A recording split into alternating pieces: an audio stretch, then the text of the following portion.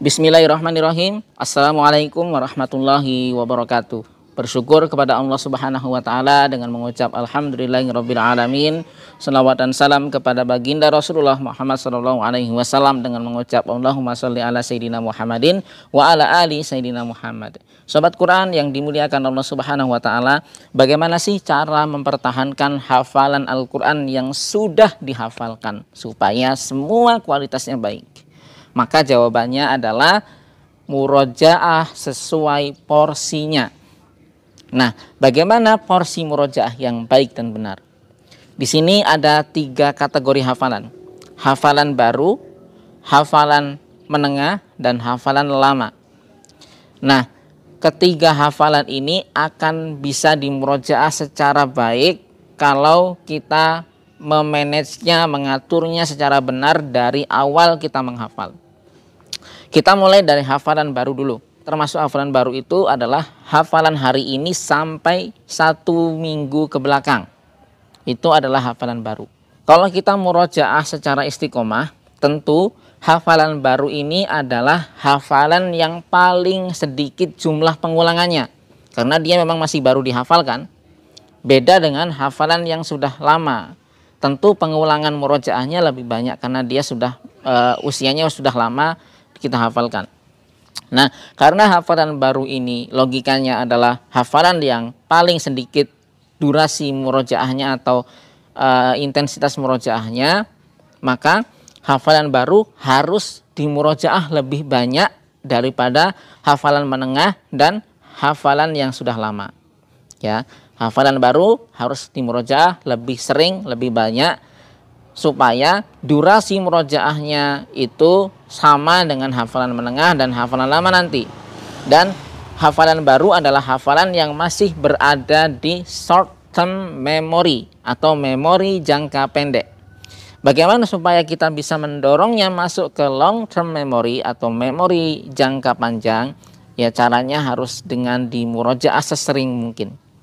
Nah, jadi kalau ada alokasi waktu murojaah, pastikan untuk murojaah hafalan yang masih baru ini lebih banyak porsinya daripada yang menengah dan yang sudah lama.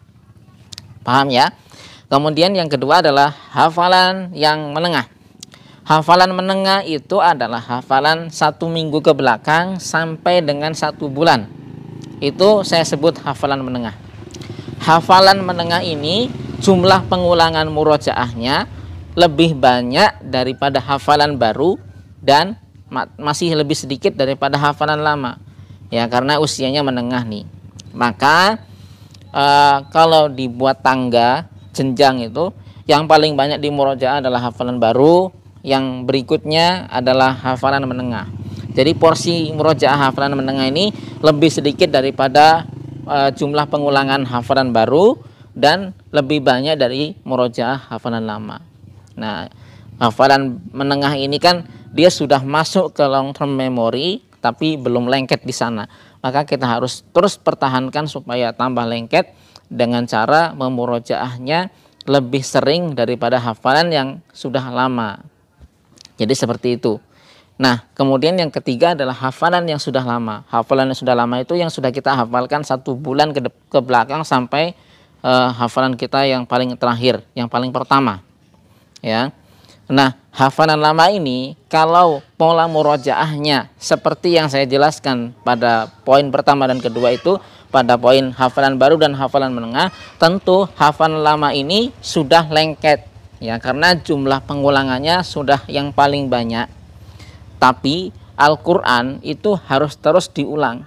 Karena kalau tidak diulang, pasti dia akan hilang. Sekuat apapun hafalan kita, kalau tidak dimurojaah akan hilang. Maka hafalan lama ini murojaahnya hanya untuk penjagaan saja. Ya, mungkin bisa saja ketika Anda sudah selesai murojaah hafalan baru, sudah selesai murojaah hafalan menengah, masih ada sisa waktu, ulangi hafalan yang sudah lama untuk penjagaan.